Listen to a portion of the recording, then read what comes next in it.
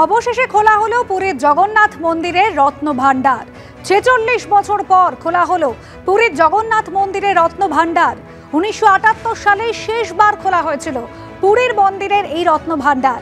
এই রত্ন ভাণ্ডারের দুটি ভাগ রয়েছে, বহির্ভাণ্ডার এবং ভিতর ভাণ্ডার। জগন্নাথ দেবের অলঙ্কার সহ যাবতীয় মূল্যবান জিনিস রয়েছে এই রত্ন ভাণ্ডারে। একেবারে শুভ সময় মেনে ১টা ২৮ দরজা খোলা হয়েছিল এবং তারপর ৪৬ বছর পর খোলা হলো পুরীর জগন্নাথ মন্দিরের রত্ন ভাণ্ডার। অর্ণব মুখোপাধ্যায় আমাদের প্রতিনিধি রয়েছেন আমাদের সঙ্গে টেলিফোন লাইনে। অর্ণব, শুধু ৪৬ বছর পর যে রত্ন ভাণ্ডার খোলা হলো তা নয়, ঐতিহ্য এবং অগণিত ভক্তদের ভাবাবেগ জড়িয়ে রয়েছে এর সঙ্গে। এর পরের প্রক্রিয়া কি অর্ণব? দেখো, যেমনটা জানা যাচ্ছে ১টা ২৮ সময় নির্ধারণ করা হয়েছিল। স্বাভাবিকভাবেই এখন যেহেতু সময় গড়িয়ে গেছে, তাই মনে করা হচ্ছে যে রত্ন ভাণ্ডার ইতিমধ্যেই খোলা হয়েছে। তার কারণ যে ১১ জনের কমিটি তারা ভেতরে প্রবেশ করেছিলেন, এখনো অবধি এই ১১ জনের কমিটির কেউই এসে কোনো কিছুই এখনো বক্তব্য রাখেননি।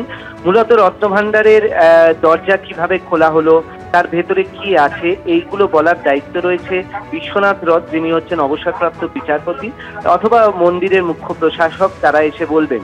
কিন্তু এখনো অবধি তারা যেহেতু বাইরে আসেননি, তাই সম্পূর্ণ তথ্য এখনো অবধি যেমনটা জানা যাচ্ছে সামনে আসছে না।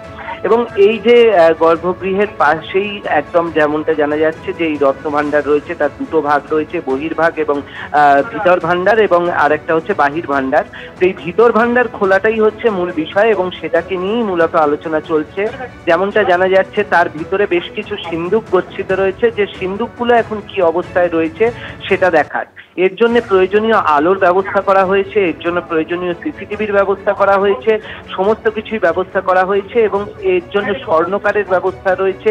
যে এছাড়া এএসআই উপস্থিত আছে, তার কারণ হচ্ছে যে ভেতরে এই যে রত্ন ভাণ্ডারের যে একদম ভিতরের যে ভাগ রয়েছে, সেটা যদি কোনো ক্ষতিগ্রস্ত হয় সেই সমস্ত বিষয়গুলো এএসআই এর পক্ষ থেকে দেখা হবে। ভেতরে কোথাও জল জমেছে কিনা, সেই জলে কোনো কিছু রয়েছে কিনা, এই সমস্ত কিছু দেখা হবে। এবং এই সিন্দুকগুলোকে মূলত বাইরে বের করে এনে সেখান থেকে শিফটিং এর কাজ হবে। একটি টেম্পোরারি স্ট্রং রুম সেখানে দেখা হয়েছে, যেখানে হচ্ছে এই যে ধনসম্পদ, সেই ধনসম্পদ বা রত্নরাজি সেগুলোকে তোমার রাখা হবে। সুতরাং হচ্ছে যে একটা জিনিস খুব স্পষ্ট, যে বলা হচ্ছে যে ভিতরে রত্ন ভাণ্ডার ইতিমধ্যেই খোলা হয়েছে এবং রত্ন ভাণ্ডারে তোমার দেখা হচ্ছে যে এই যে সিন্দুকগুলো বের করে নিয়ে আসা হচ্ছে। সকাল থেকে আজ্ঞামালা গিয়েছে, নতুন সিন্দুক গিয়েছে, এগুলো সবই বাইরে থেকে দৃশ্যমান হচ্ছিল।